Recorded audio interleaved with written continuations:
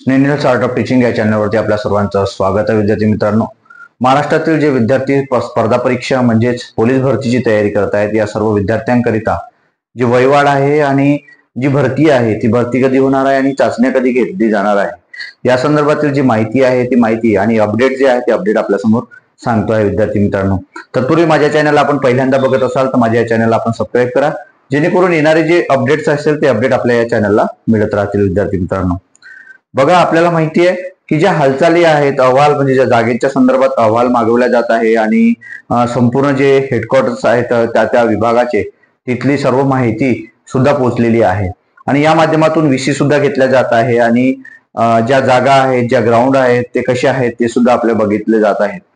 विद्यार्थी मित्रांनो, आपल्याला माहिती आहे ही जी भरती आहे ही 10,000 पेक्षा जास्त पदांची ही भरती होणार आहे. गेल्या वर्षी झालेली जी 17,000ची पदांची जी भरती आहे आणि ही यावर्षी जी होणारी भरती आहे 10 म्हणजे 15,000पर्यंत ही भरती होणार आहे. आणि यामध्ये सुद्धा गेल्या वर्षी जसे 17 लाख विद्यार्थ्यांनी फॉर्म भरलेले होते, यावर्षी सुद्धा तेवढेच फॉर्म येण्याची शक्यता आहे.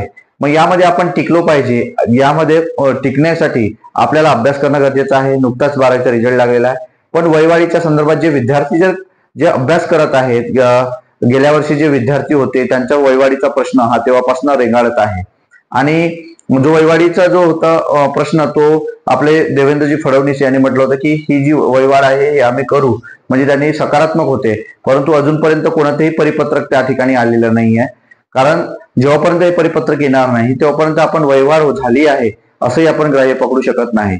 म्हणून विद्यार्थी मित्रांनो, वयवाढ होईल, कारण आपल्या बाजूने निर्णय घेतला जाणार आहे. वयवाढीच्या संदर्भात किती विद्यार्थी आहेत हे सुद्धा आपल्याला त्या ठिकाणी शासनाच्या माध्यमातून आपल्याला माहित होणार आहे आणि नक्कीच आपण त्यात सकारात्मक असणं गरजेचं आहे. शासन तुम्हाला न्याय देईल आणि न्याय देणं गरजेचं असणार आहे.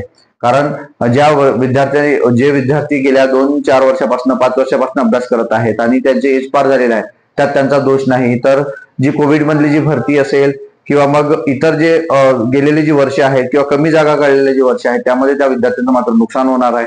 आणि ते आयुष्यात मग जर भरती वयवाढ झाल्यामुळे जर ते पोलीस भरतीचा अभ्यास करत असतील आणि त्यापासून ते मुकत असतील तर नक्कीच त्यांचं नुकसान होईल. त्यासाठी वयवाढीचा एक विषय आहे, तो विषय सकारात्मक असणार आहे.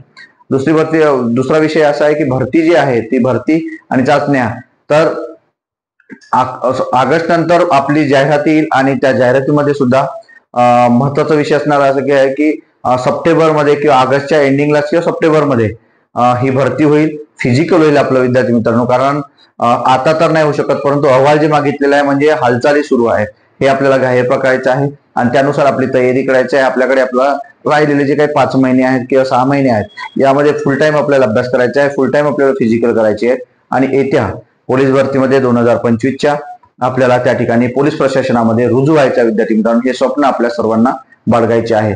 हेच आजचं अपडेट आहे की जे वयवाढीच्या संदर्भात जे विद्यार्थी आहेत त्यांनी सकारात्मक असणं गरजेचे आहे.